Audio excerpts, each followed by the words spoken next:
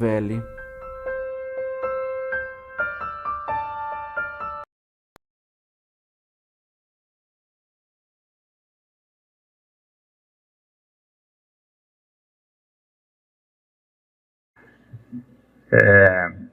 Bom, eu queria primeiro demonstrar minha gratidão, porque eu vou para 16 anos aqui no Mato Grosso do Sul, e como disse o poeta, né, Narciso acha feio que não é espelho. Quando eu cheguei aqui eu não gostei.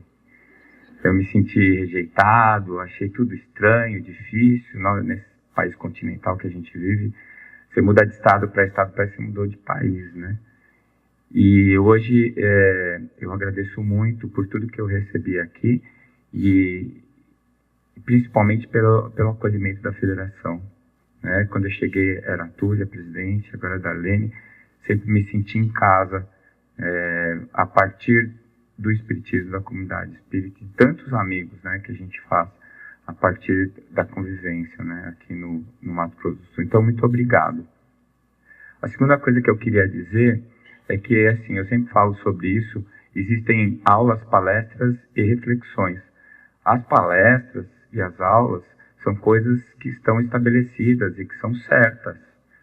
E eu vou trazer aqui uma reflexão, eu vou trazer ideias, tá? Porque nem todas as coisas que eu vou colocar aqui são coisas estabelecidas pela ciência, então são propostas, são ideias. E, obviamente, que eu vou puxar a sardinha para a minha área, eu vou puxar mais para a área da saúde, tá bom? É onde eu me sinto mais à vontade. Então, a gente vai falar um pouquinho sobre esses desafios. E antes de começar a falar dos desafios, a gente precisa falar um pouco sobre a modernidade. Quais são as características da modernidade? O que está acontecendo hoje com a nossa sociedade, com o nosso planeta, tá? E a gente não pode falar sobre isso sem citar o Dr. Bauman, né? Zygmunt Bauman é um sociólogo, né, desencarnado, é um sociólogo polonês que fez uma análise da sociedade que a gente vive atualmente, tá? E ele compara a sociedade moderna com a sociedade pós-moderna. Nós estamos vendo a pós-moderna, tá? Então a gente usa a palavra moderno como se fosse a última palavra. Já ficou para trás o moderno. Se você é moderno, você já está antigo. Você é old school, né? Hoje a gente está na pós-modernidade, como são os nossos jovens, né? Que também a gente implica com eles. A gente fala que eles são cheios de mimimi, não é verdade? A verdade é que eles que estão certos. A gente aceita um monte de coisa que não era para aceitar. A gente se adaptou. A gente fez o que pôde. E eles são já de uma outra geração que eles não aceitam o que está errado, né? Então, eu vou dar um exemplo rápido aqui na medicina. A gente achava chique, olha, dei 60 horas de plantão. Olha, faz 3 dias que eu não dormi. Falava como se fosse um herói, com um orgulho. Não pode, gente. Você com sono, como é que você vai operar alguém? Você com sono, como é que vai cuidar de alguém? Aí hoje os jovens falam assim, não, já dei 12 horas de plantão, tá bom. Falei, olha só, a geração boca aberta, o mimimi. Ele tá certo. Ele tá certo. Eles não aceitam o errado, né? Então a gente precisa ir se adaptando a isso também. Então nós da geração moderna, nós somos da chamada que o Bauman chamou de sociedade sólida, tá? O que era a sociedade sólida? Esforço individual, busca de objetivos e o que o Bauman chamou de utopias. Então é assim, você tinha algumas ideias que iam ser concretizadas no futuro e que você ia apostar suas fichas naquilo e você ia se dedicar àquilo. Né? Então, você ia fazer curso, ia dormir tarde, fazia um esforço enorme, não viaja, abre mão de lazer, tudo isso para investir em alguma coisa que no futuro você vai conquistar. Né? Eu acho que a maior parte de nós que está aqui é dessa geração. Então, outro dia eu estava em Recife e alguém me fez uma pergunta assim, você, doutor Décio, você que é um privilegiado, é médico, o que o senhor tem a dizer sobre tal coisa? Eu fiquei tão bravo. Eu precisei rezar um pouquinho antes de responder. Onde o privilégio? Se na minha geração e do pessoal que andava comigo na escola, todo mundo ia para a balada no sábado, eu ficava estudando para passar no vestibular. A hora que eu consegui passar no vestibular, eu falei, agora eu estou na faculdade de medicina. Aí que eu vi onde eu tinha me metido. E não conseguia viajar, não conseguia me divertir, porque eu tinha que estudar de manhã, de tarde, de noite. E aí depois, lá, não vou dizer quanto, mas do alto da minha sabedoria de idade, eu começo a ter o usufruto daquilo que eu plantei no passado, e vem dizer que isso é privilégio? Não, isso é colheita, não é? Então, essa é o pensamento que está na nossa mente, na nossa cabeça, da nossa geração. O que eu invisto hoje, eu colho amanhã. Eu vou me dedicar e me sacrificar hoje para no futuro eu ter alguma coisa diferenciada, tá? Essa utopia que o Bauman fala é esses objetivos que você traçava para serem buscados. E ele compara isso com um jardineiro. Eu não sei porque ele usou a palavra jardineiro, eu usaria agricultor. Por quê? Olha eu corrigindo o Bauman, vai vendo como eu estou arrogante. Mas por que o agricultor? Porque o agricultor é aquele que vai arar a terra, aquele que vai plantar, para no futuro ele colher o alimento. Ele colher a lavoura que ele preparou, não é? Então, essa atividade, ela tem uma característica que é, hoje eu estou me sacrificando, mas amanhã eu vou ter a comida. Lembra da fábula da formiga e da cigarra? Pois é, nós somos formiga, né? A gente vai preparando para no inverno a gente ter a comida. É assim que a gente aprendeu a fazer, tá certo? Isso é uma característica interessante. O agricultor, quanto mais gente tiver ajudando, melhor. Porque ele ara mais terra, ele planta mais e ele vai colher mais. E todo mundo vai ter comida, né? Então essa ideia da sociedade sólida e moderna de um projeto que dura uma vida. Então eu passei a minha vida toda me preparando para ser médico, e depois que eu me tornei médico, tentando ser um médico melhor, e isso só vai terminar o dia que eu desencarnar, não é? Ou o dia que eu desistir. Mas é um projeto de uma vida. É uma coisa que vem se prolongando. Então isso tem solidez. Tem solidez. Eu estou sempre ali naquela direção, trabalhando naquele sentido, tá? Já a sociedade pós-moderna, ele chamou de sociedade líquida. Por que sociedade líquida? Porque na sociedade que a gente vive hoje, tudo é inconstante. Então eu lembro que o meu pai, ele falava com orgulho que ele se aposentou na mesma empresa que ele começou a trabalhar, né? Meu pai, funcionário público da Polícia Civil de São Paulo, ele trabalhou a vida inteira dele como policial. A vida inteira dele, ele fez a mesma coisa, trabalhou no mesmo lugar. E ele tinha orgulho disso. Quando você ia chamar alguém para trabalhar, você queria ver o currículo, a experiência que aquela pessoa tinha naquela atividade. E se ela estava pulando de galho em galho, você fala, esse cara não serve. Ele não para em lugar nenhum, vai parar aqui também. Hoje inverteu. Fala assim, esse cara é um acomodado, tá a vida inteira na mesma empresa. Esse cara não quer aprender nada de novo, não é? Vamos pegar esse aqui que não tem experiência, porque eu não quero ninguém com vícios. Eu quero alguém que vai aprender a dinâmica da minha equipe. Não é isso? Então, essa mudança é uma mudança radical. A gente saiu de um extremo para ir para o outro e nem percebemos isso. Na minha opinião, isso tem muito a ver também com a quantidade de informações que a gente é assolado todos os dias. A Darlene falou isso aqui. Então, isso daí é extremamente ansiogênico. A quantidade de informações que a gente recebe é uma coisa absurda. Antigamente, você ia para a faculdade para quê? Para adquirir conhecimento. Hoje em dia, o conhecimento está no teu bolso. Você não precisa ir para lugar nenhum para adquirir. O que é que você precisa? Saber usar o conhecimento.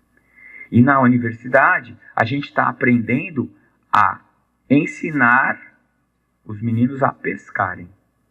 Não mais dar o peixe, né? E essa foi outra coisa que eu aprendi de uma maneira muito contundente quando eu vim de Santos para cá, né? Eu dava aula na faculdade de medicina, a faculdade tradicional, em que eu chegava lá, dava aula, os meus alunos ficavam sentadinhos ouvindo, aí depois eu fazia uma prova, e eles iam lá e respondiam a prova para saber se eles tinham se dado bem ou não, né? Aí eu cheguei aqui na Unidep, que é um método de ensino completamente diferente, em que a gente propõe um problema e eles têm que resolver o problema.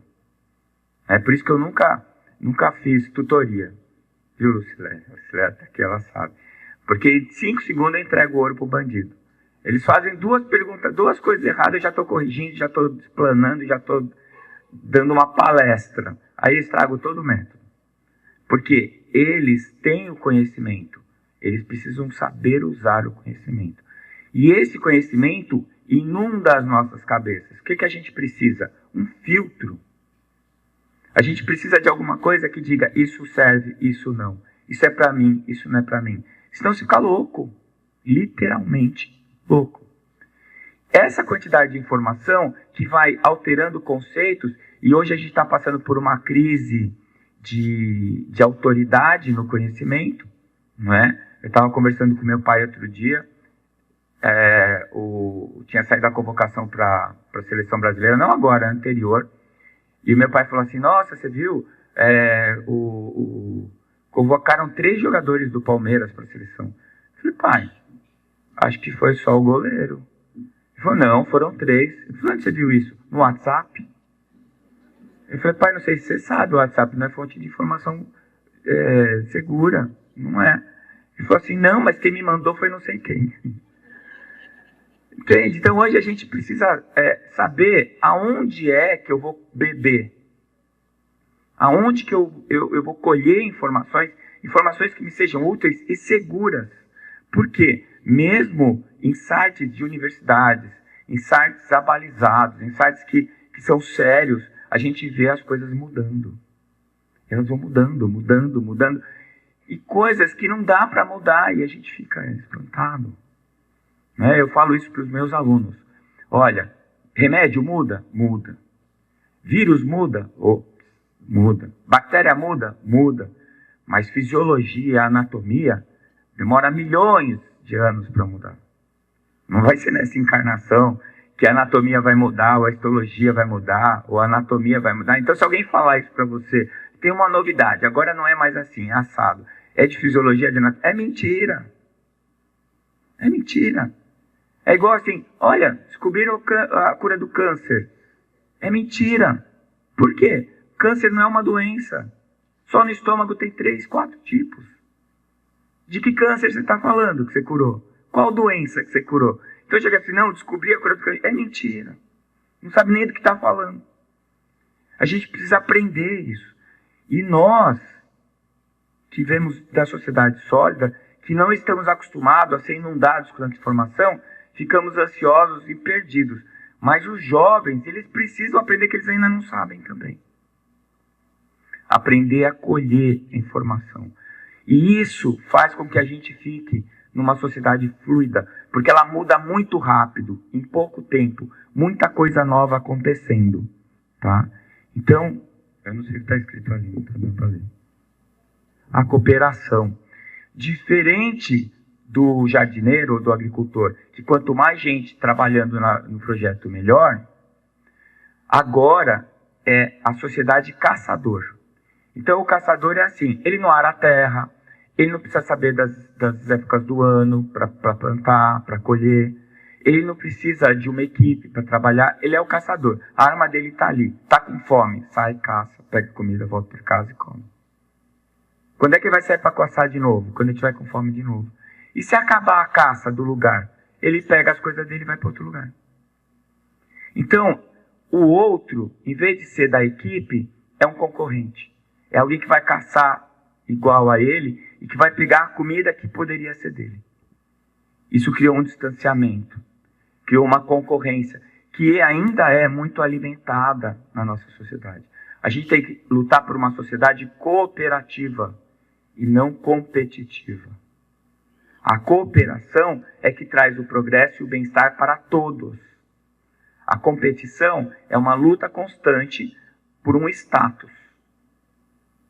E isso faz mal para a sociedade como um todo e para cada um de nós, independente de você ser o cara que ganha mais ou não.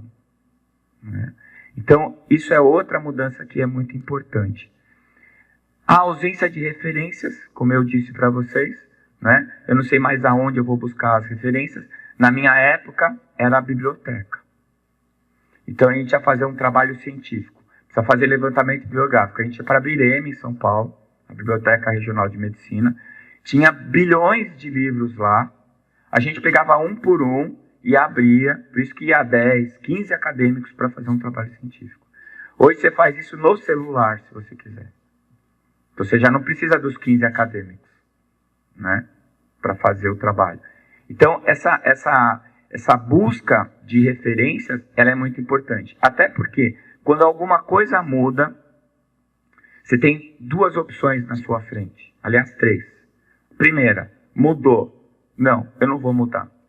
Eu estou muito bem do jeito que eu estou. Está errado. Ah, olha só, já mudou. Vamos mudar também. Está errado.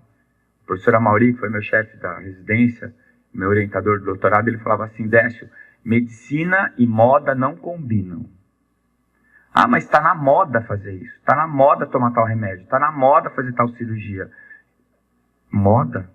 Funciona? É bom? Está testado? Não é? Então, nem um lado, nem o outro. Eu preciso do meio. Olha, calma. Pode ser que seja bom. Vamos ver. Eu tenho que estar aberto para a mudança. Mas não escancarado. Tudo que vier eu topo. Não é assim que funciona. E aí você fica chacoalhando de um lado para o outro. Não é? Errando de um lado e errando do outro. A gente tem que buscar o caminho do meio. Eu já vou falar um pouco disso. Tá? Então, é a sociedade do caçador. É assim que o Bauman fala. Então, tudo é líquido, fluido e inconsistente. Tá? Nos nossos tempos de hoje. Então, o cara se acha de sucesso porque ele tem não sei quantos mil seguidores no Instagram. E daí? Quem que é seguidor dele e que isso traz de progresso para a humanidade? Não é? Eu li um texto outro dia de um colega, após aquela tragédia que aconteceu lá no Nordeste, de um colega médico, cirurgião pediátrico, que se matou depois de um mau resultado com uma criança, e no dia seguinte todo mundo falando que ele tinha errado, que ele era um mau médico, e as pessoas não sabem a diferença entre erro médico e complicação. E por causa disso, um grande cirurgião pediátrico, um cara muito respeitado, e fez muito bem para um monte de pacientes, se matou. Né? E esse texto que eu li dizia assim: esse influencer que colocou no Instagram uma foto do colega dizendo que ele era um assassino, o que ele fez para ser um influencer? Qual o preparo dele? E aí ele conclui: ele não vale nada. E esse jornalista que, antes de apurar os fatos, já publicou que era um erro médico e que ele cometeu essa e essa falha, esse colega, esse profissional, ele tem valor? Não, ele não tem valor nenhum. E quem é que se matou? Quem que nós perdemos? Aquele que passou uma vida inteira se preparando para ser um profissional qualificado. É isso que é a falta de referência. Né? Antigamente, você queria arrumar uma namorada, você tinha que ir numa festinha, ou se você tivesse dinheiro, ia num barzinho. Se não tivesse também, você ia, só que você ficava fingindo que estava tomando alguma coisa, era um copo d'água. Eu passei por isso. Mas a gente ficava ali. E aí você tinha que lançar olhares, não é? Tinha todo um cortejo. Hoje em dia você pega um aplicativo no celular, coloca lá só transar, né? Nem transar, só quero... Você põe lá, seletivo. Aí vem alguém e fala assim: é você que é você?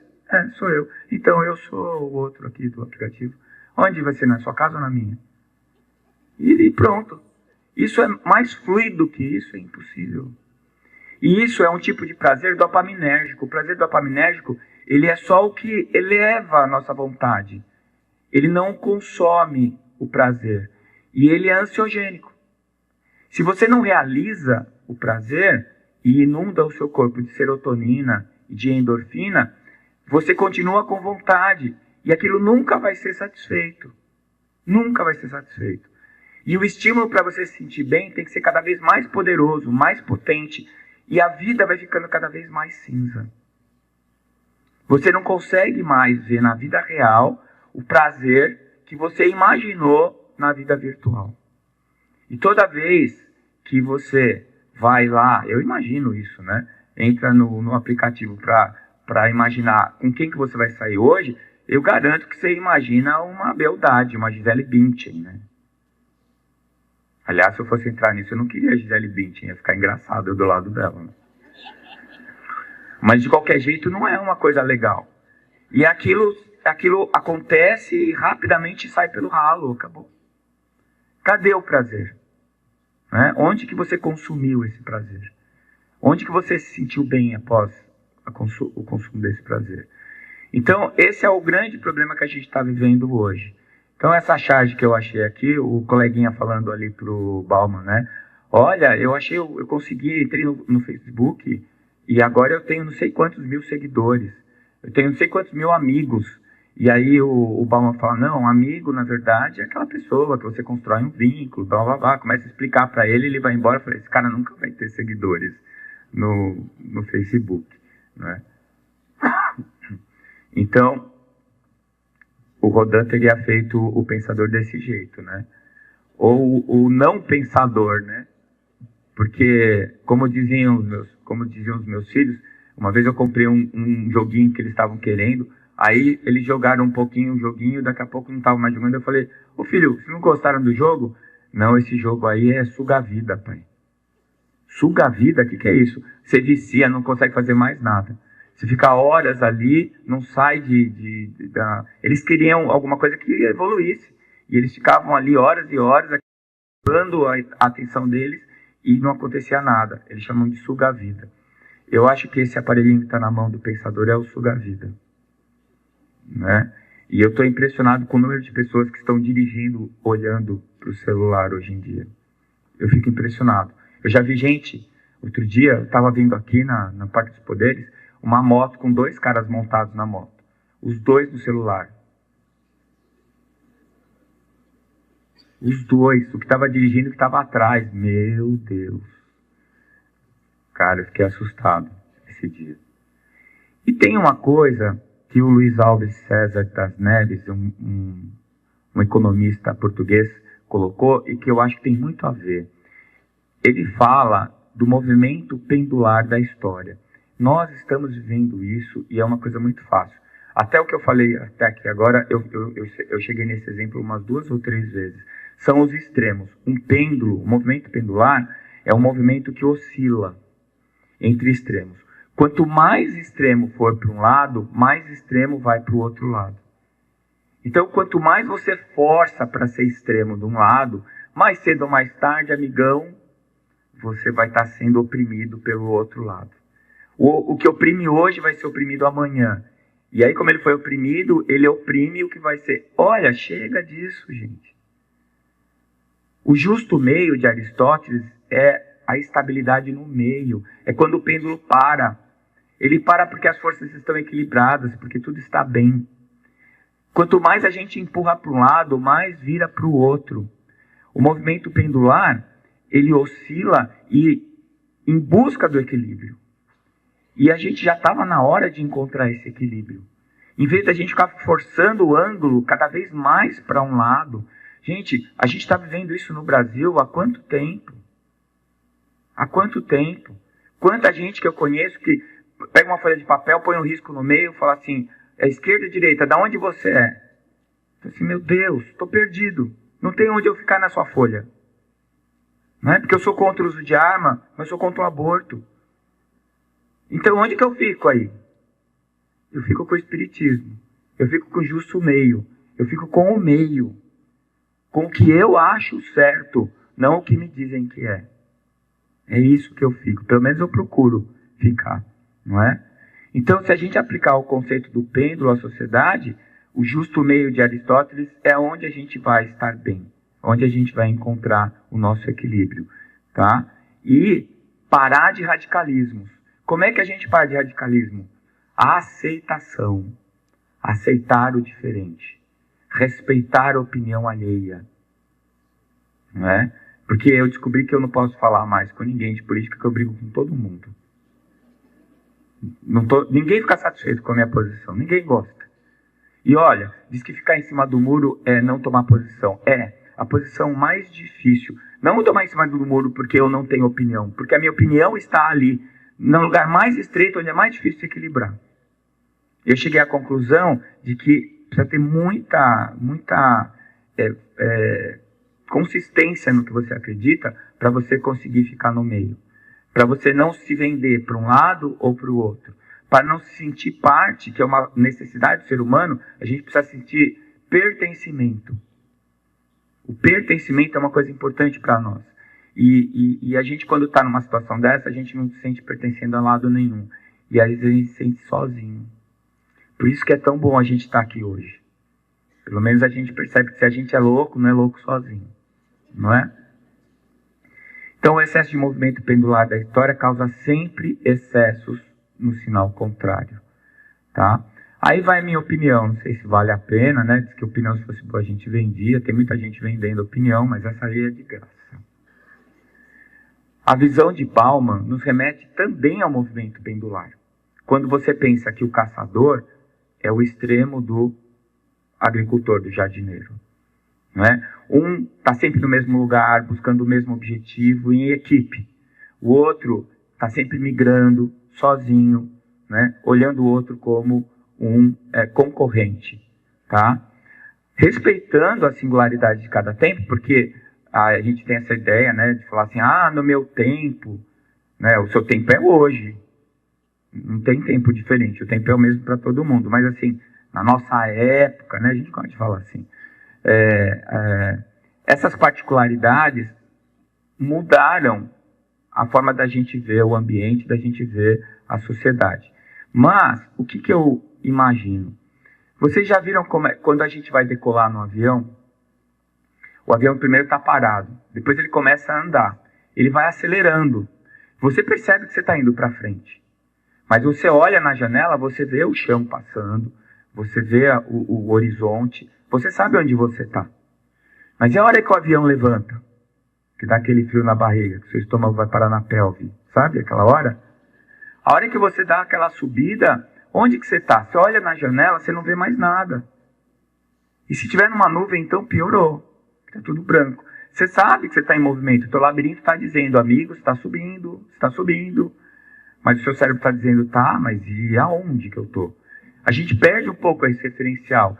É essa parábola que a gente faz de ascendência que tira os nossos referenciais e a gente fica meio perdido. Bom, eu acho que é o que está acontecendo hoje. Né? O Celso falou sobre isso aqui. A gente estava almoçando ontem e a gente estava falando sobre os agravos para a saúde ocular de usar a tela. E aí, estava eu, meus 3 filhos, a minha esposa, e todo mundo pegou o celular para ver se estava com o filtro azul ligado, né? Porque altera a visão. E aí, a minha mulher falou uma coisa interessante. Ela falou assim, porque na minha época não tinha tela. Os meninos começaram a rir, como se fosse mentira. Gente, tela, na nossa época, vou falar da minha, tá? Para não ofender ninguém aqui, era a TV e olhe lá.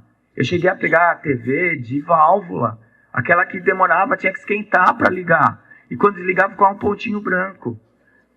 Televisão da época que 8 horas da noite aparecia um pajé lá na coisa e dizia assim, acabou, gente, só amanhã. Você queria assistir desenho, tinha que correr para chegar em casa, era das 4 às 5, desenho animado, passava pica-pau. Preto e branco. Cara, isso era a tela. Hoje em dia é o Black Mirror, né? O espelho negro, que reflete tudo menos você. Ele reflete tudo, menos você. Menos quem você é, menos o que você gosta, menos o que você quer. Ele reflete o que querem que você queira. Eu comprei, eu tô tentando entrar pro artesanato agora. Quando eu era guri, eu montava aviãozinho, plastimodelismo. E a minha mão começou a tremer, agora eu estou com um tremor essencial, sinal dos tempos. E aí eu li em algum lugar que se eu fizer alguma coisa de precisão, retarda a instalação do tremor essencial. Bom, eu lembrei dos meus aviãozinhos e já comprei um modelinho, já estou começando a montar. E aí eu comprei um aerógrafo, coisa que eu não tinha na minha época, que estava caro. É um negócio para pintar, a pistolinha para pintar. E aí a pistolinha chegou, aí eu comprei pelo pela internet. Aí o cara veio uma propaganda assim, já que você comprou esse produto, temos sugestões para você. Eu falei, que legal. Deve ser a tinta, né? Eu olhei lá, fixador de dentadura. Vai tomar banho. Eu tô querendo virar um artista plástico, eu não quero... Não tá dizendo que eu tô velho, porque eu perdi os meus dentes. É isso, eles te empurram um fixador de dentadura, depois você comprar um aerógrafo. Gente, presta atenção no que está acontecendo na nossa vida, a gente engole isso. Você fala assim, dentadura não, mas quem sabe tem alguma outra coisa que me interessa. Você acaba comprando, sei lá, palito de sorvete. Eu comprei, para mexer a tinta. Não é ridículo, gente? Eu tô confessando aqui para vocês que nós estamos entre espíritas, né? Mas é ridículo. A gente perdeu a referência e não sabe nem onde está indo, não sabe para onde está indo. O espírita sabe para onde você está indo. Planeta de regeneração. Que legal, né, meu? Parabéns, amigão. E onde vai ser esse planeta? Isso eu ainda não sei. Tem que ver se eu vou conseguir ficar na Terra ou se eu vou ter que fazer um estágio em algum outro planeta antes, não é? É isso. Então, essa oscilação entre as coisas estáveis e as coisas fluidas, entre o que era constante e o que não é mais, entre aquilo que eu conseguia fazer, que eu tinha tempo para fazer, hoje eu não tenho mais, tudo isso fez com que a gente perdesse os referenciais. Não somos só nós, os nossos filhos. A diferença que eu acho, às vezes eu tenho pena deles, é por isso. Nós temos o nosso passado que nos dá um exemplo de alguma coisa constante. Eles não têm. Eles não têm isso. Eles nasceram num mundo que tudo muda o tempo inteiro. Eles têm mais habilidade de se adaptar que nós, óbvio que sim. Mas, ao mesmo tempo, eles precisam de algum referencial. E é aí que a espiritualidade entra com força. Para dar para eles algum parâmetro que não mude. Que não se altere. Porque, vamos combinar, a mensagem do Cristo já passou de 2000 anos e está aí. Nós estamos falando até hoje. E naquela época não tinha Instagram. Não tinha. Né? Então, puxando a sardinha para a minha brasa, eu queria falar de algumas coisas que eu acho que são os grandes desafios para a modernidade, em termos de saúde, principalmente, que acho que é talvez o maior agravo. Então, ontem, o meu filho, com 23 anos, pedindo para ir no oftalmologista, porque ele estava sentindo uma certa dificuldade para enxergar. Quando ele saía do celular para olhar um plano maior, ele via tudo embaçado. Foi aí que veio a história do filtro azul. E eu fiquei pensando, nossa, eles vão ficar cegos e surdos, porque eles ficam com aquele negócio lá, parece que nasceu com eles, né? Daqui a pouco nasce sem fone de ouvido, você pensa que é a genesia, né? Nasceu sem. Não, tem que comprar e pôr no ouvido aquilo ali. E o cara não ouve mais o mundo, ele só ouve o que estão falando no ouvido dele. Ele não vê mais o mundo, ele vê só o que está no Black Mirror, na telinha. Gente, quando você está dirigindo no carro, você precisa olhar a rua. Porque tem mais gente na rua. E se não tiver, tem guia. Outro dia, uma menina foi fazer a curva, assim, uma pessoa foi fazer a curva dirigindo, pá, bateu na guia, saiu pro outro lado. Eu falei, meu Deus, tá no celular, deve estar digitando, né? Aposto que não era nada que ia salvar a vida dela. E se eu sofrer o acidente, aí não vai ter como digitar, né? Então, tem hora para tudo, né, pessoal? Tá? Então, os agravos à saúde.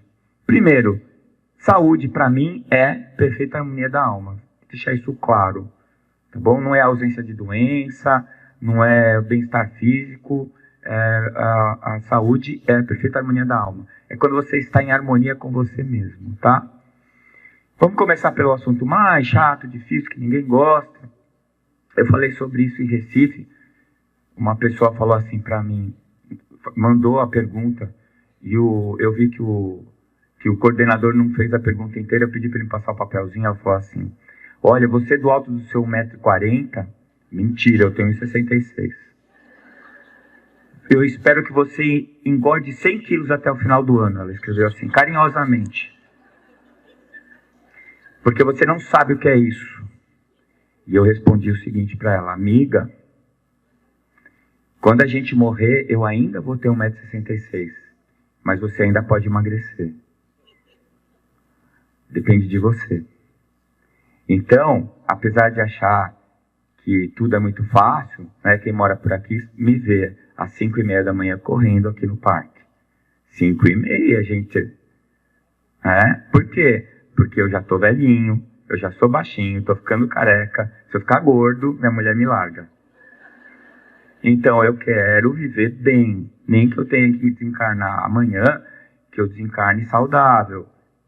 Que eu tenha a perfeita harmonia da alma, que eu esteja bem comigo mesmo. E corpo são, mente sã, corpo são. Como disse André Luiz, é uma via de mão dupla. Tá certo? Então a obesidade é um desafio, o maior da medicina da atualidade. A maior pandemia do planeta é de obesidade. Tá? Então a gente tem um referencial que tem gente que leva isso como sendo lei, não é. O IMC, o Índice de Massa Corporal, é uma média populacional. Você pode ter o IMC maior e ser saudável, tá? Então você precisa fazer uma avaliação mais criteriosa. Mas é uma média que serve como parâmetro, tá bom? Se você tem um IMC entre 25 e 29,9, você está com sobrepeso. Está cheinho. Se você tiver acima de 30 até 34,9, você já é um obeso, grau 1.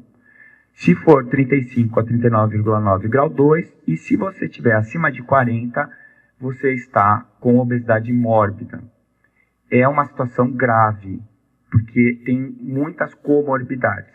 Isso aumenta muito a chance de você ter um monte de outros agravos à saúde que pode fazer com que você morra antes. Tá certo? O que está acontecendo? Primeiro, o sedentarismo. A gente consegue fazer um monte de coisas sem levantar. Eu lembro que quando apareceu a televisão com controle remoto, tinha muita gente que falava assim: nossa, agora não vai nem levantar do sofá para trocar de canal. Não é? Pois é, ficou bem pior do que isso. Tá certo? Agora, tem os sedentários. Assim, outro dia eu estava fazendo consultório e eu falei para a paciente assim: você é sedentária? Ela falou assim: você faz exercício? Ela falou: não, eu sou sedentária. Ah, então tá, você não faz nada de atividade física? Não, não faço. Aí depois, tirando a história dela direitinho, ela levanta, ela acorda às 4 para pegar 2 ônibus. Entre um ônibus e o outro, ela anda 1 quilômetro. E ela trabalha de faxineiro o dia inteiro. Falei: minha filha, se você for sedentária, eu não sei quem que é ativo. Né? Então, ser sedentário não é apenas não fazer esporte. Né? É não fazer atividade física. É não ter atividade regular. Tá? Isso é uma característica do mundo pós-moderno. E a alimentação ultraprocessada. Eu não sei se vocês já se deram conta disso. No passado, o rico era gordo, o pobre era magro. Hoje, o pobre é gordo e o rico é magro. Eu não consigo entender isso. Alguém da indústria farmacêutica, da indústria alimentícia tem que me explicar. Por que uma coisa que não é processada é mais cara do que a que é processada? Teoricamente, o processo é alguma coisa que eu tenho que fazer, que deve custar alguma coisa. Como é que é mais caro? Comida boa, comida saudável, custa mais caro. Então, o pobre está comendo bolacha recheada, está tomando iogurte que não é leite, que não é iogurte, e por aí vai. Então, tudo que é ultraprocessado é insulinêmico, cai rapidamente na circulação sanguínea, dá um coice no seu pâncreas, o seu pâncreas produz um monte de insulina, aquilo vai ser utilizado para produzir energia, só que sobra. Aí vira gordura. Então você comer alguma coisa menos insulinêmica, que vai ser mais difícil de digerir, vai sendo liberada no sangue aos poucos. E você vai usando na medida que vai chegando. Não dá um pico de insulina tão grande e aquele alimento não vai fazer você engordar. Mesmo que tenha mais caloria. Então a forma da alimentação que a gente tem hoje fez com que a gente fosse obeso. Tá? Então, essa medida aí, que eu tirei da internet, a OMS calcula mais de 1,9 bilhão de adultos com sobrepeso e mais de 750 milhões de obesos. É muito mais do que isso já. Isso aqui é de, acho que se não me engano, é de 2016. Tá? E a prevalência da obesidade triplicou desde 1975. por conta dessas mudanças que a gente está vivendo. Tá? É uma das principais causas de doença não transmissível e leva a doença cardíaca, diabetes e alguns tipos de câncer. Tá? O que é mais prevalente aí, câncer de mama. Tá certo? Então, é um problema. Os Estados Unidos, eu tive com os meus filhos na Disneylândia. Eu fiquei tão emocionado, me deu taquicardia quando eu entrei lá. Nunca imaginei que eu ia conseguir ir para a Disneylândia. Eles não estavam nem aí. Na nossa época, ir para a Disneylândia era o must, né? Era o máximo. O Arano Suassuna falou, assim, de uma mulher que falava que existiam dois tipos de pessoas na humanidade, que tinham ido para a Disneylândia e que não tinham. Não é? Pois é, eu fui com os meus filhos. Só que eu cheguei lá, eu nunca vi a quantidade de carrinho de gente tão obesa que não consegue andar. E eles andam de carrinho lá. Gente, isso é muito grave. Aliás, eles estão mudando, né? O americano é bom de propaganda, eles já perceberam que eles precisam mudar. E a gente precisa mudar aqui no Brasil também. Tá bom? Então, a obesidade é responsável por um monte de mortes por ano em todo o mundo, 2,8 milhões. Crianças também estão enfrentando uma epidemia de obesidade, isso também é muito grave. Antigamente, gordinho era bonitinho, não era o farináceo, né? Então, é um conceito que nem todos os médicos usam, mas existe uma diferença entre desnutrição e desnutrição. O prefixo des é de déficit, falta de nutrição, e dis é alteração da nutrição. Então, o kwashiorkor, o marasmático, aquele africano que o pessoal do Fraternidade Sem Fronteiras está ajudando, que come barro, aquele pessoal é desnutrido. Aqui no Brasil, os obesos são desnutridos. Eles têm uma nutrição alterada, que é também um problema de saúde que precisa ser corrigido. Tá certo? Então, ela afeta desproporcionalmente hoje as pessoas de baixa renda. Olha que perverso. Olha que perverso. Comida barata é comida ruim, que deixa você obeso, faz você morrer antes. Tinha mais justiça quando o rico era obeso. Ele era obeso porque ele gostava de gastar dinheiro com comida gorda.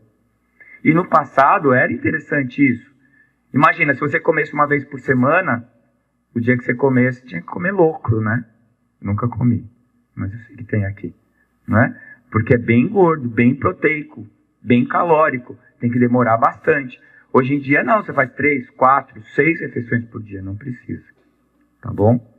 Então, qual que é a resposta a este problema? Me digam, como é que a gente corrige um problema gerado por sedentarismo e alimentação errada? Como que a gente corrige?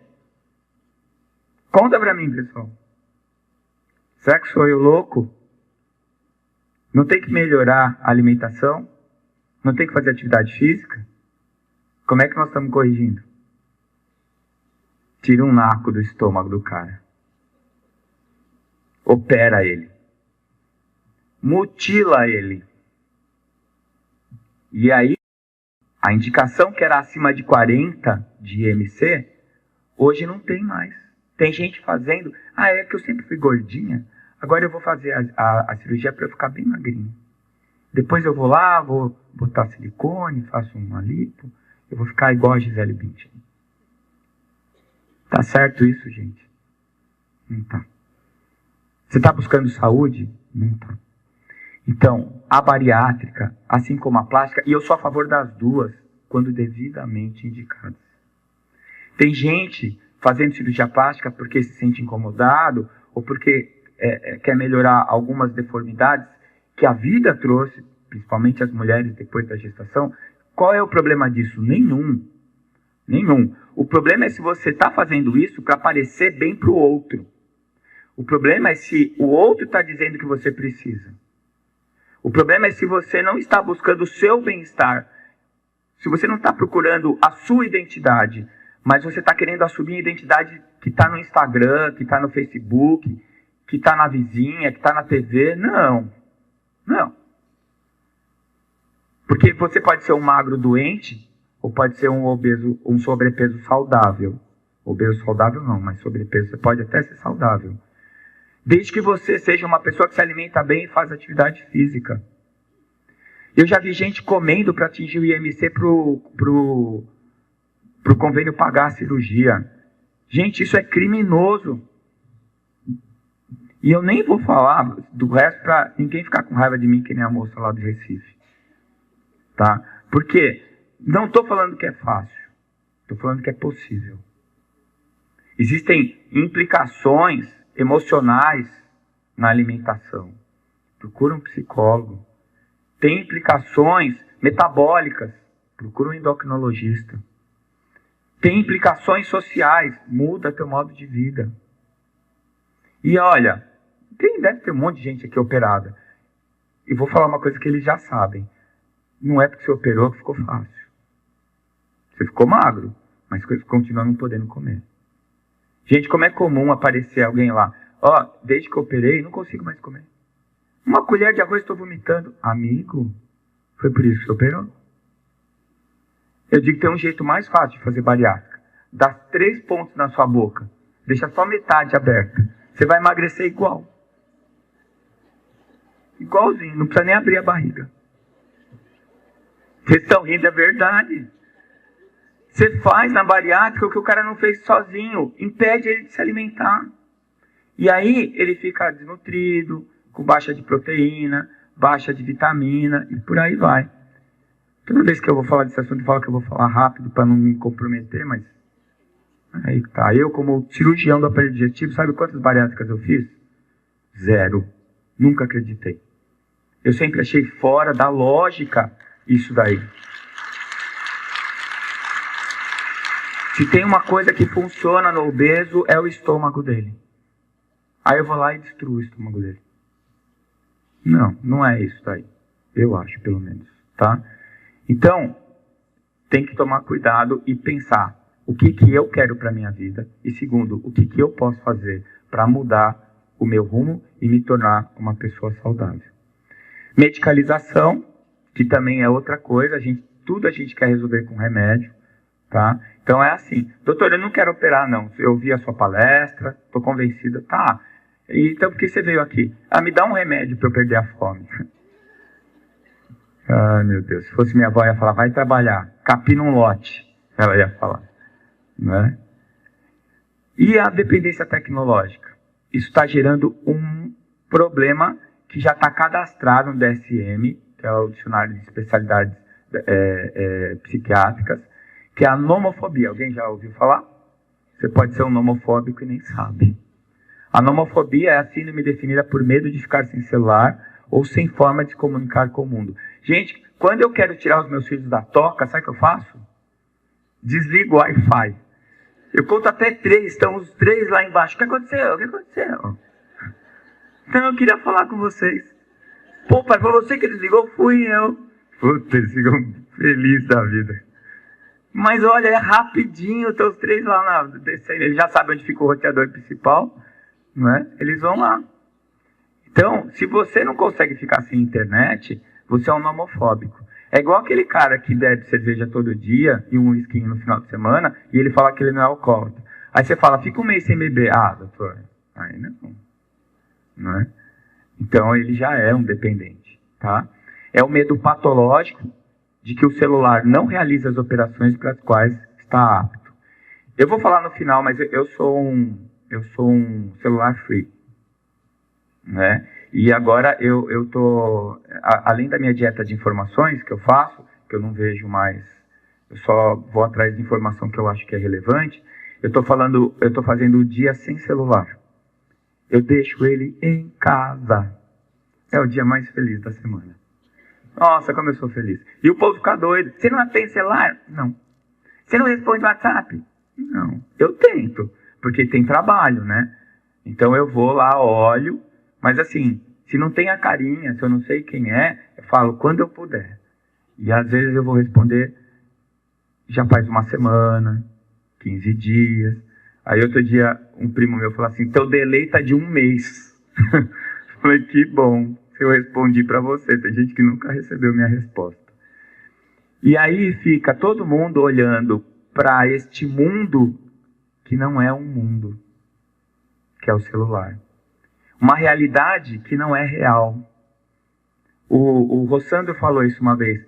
Quem que você já viu no Facebook ou no Instagram que postou alguma coisa assim: tô na pior, minha vida tá ruim, perdi o emprego, meu namorado me largou? Quem que já viu isso? Alguém colocar uma foto de você mesmo com um cara triste, chorando. Você tá sempre bem, né? Tá sempre feliz. É claro, propaganda enganosa.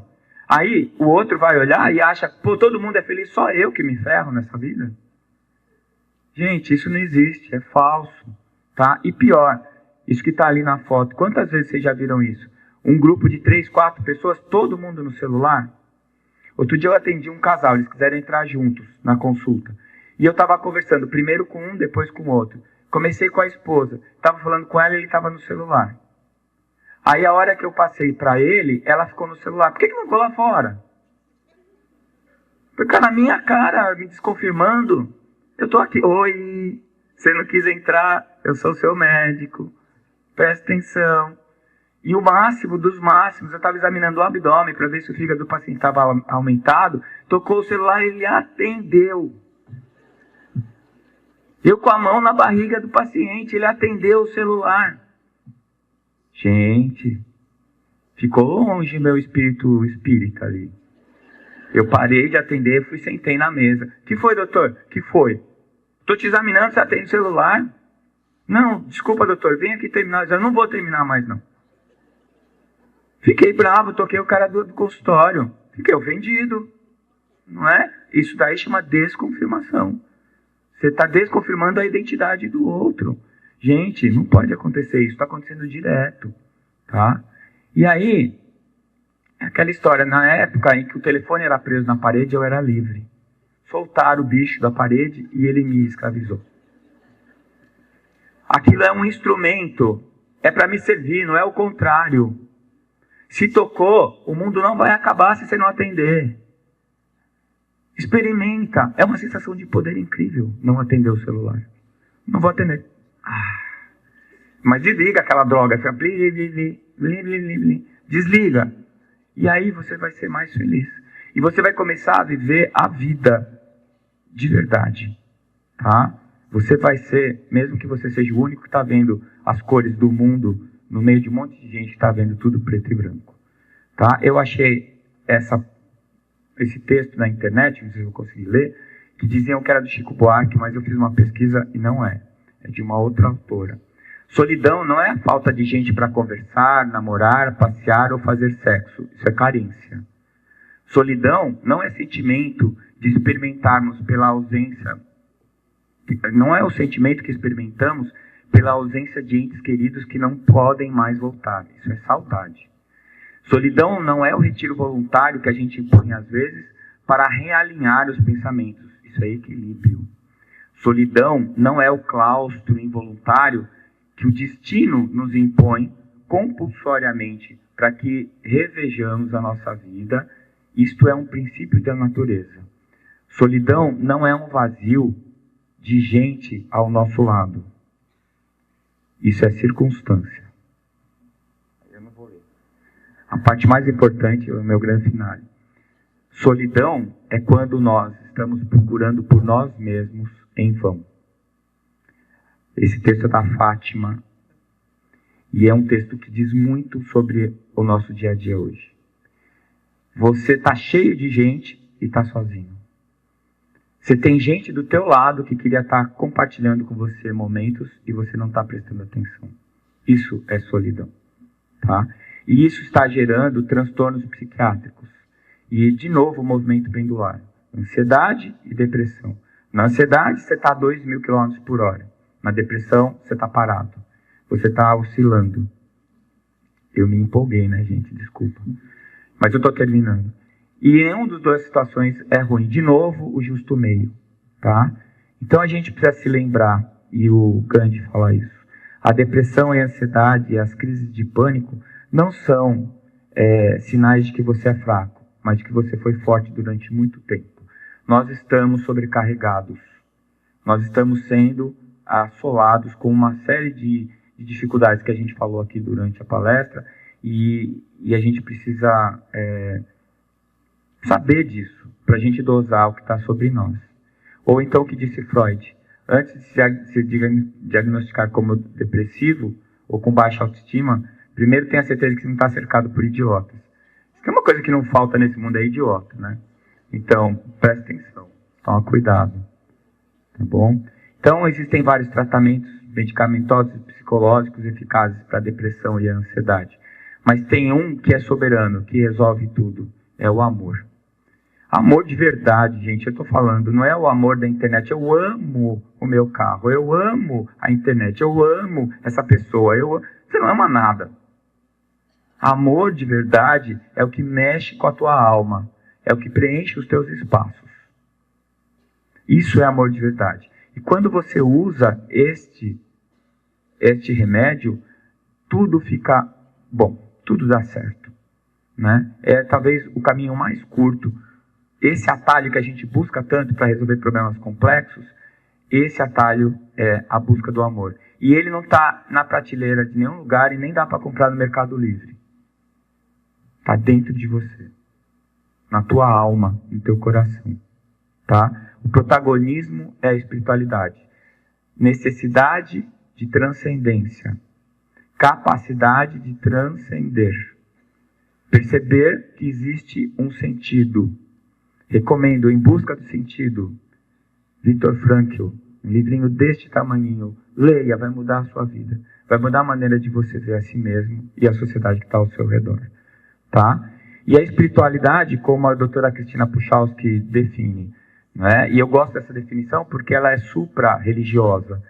É um aspecto da humanidade que leva o indivíduo a buscar significado e propósito. Tá?